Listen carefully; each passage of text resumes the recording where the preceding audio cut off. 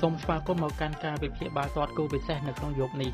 រវាងក្រុមម្ចាស់ផ្ទះ Al Nassr ប៉ះក្រុម Al Shabab ក្នុងការប្រកួតដណ្ដើមពានជើងឯករបស់អារ៉ាប៊ីសាអូឌីតក្នុងសប្តាហ៍ទី 24 នៅទីក្រុង Riyadh បច្ចុប្បន្នក្រុម Al Nassr មាន 47 ពិន្ទុឈរនៅលេខរៀងទី 4 ហើយការប្រកួតចុងក្រោយរបស់ Al Nassr បានចាញ់ក្រុម Al Roba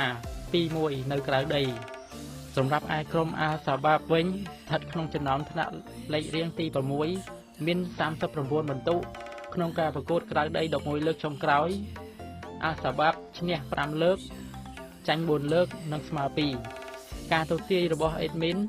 គូនេះដែរគឺលេងទៅលើ over សម្រាប់បងដែលចង់បើក account free អាចទាក់ទងមក Telegram របស់ Admin នៅខាងក្រោម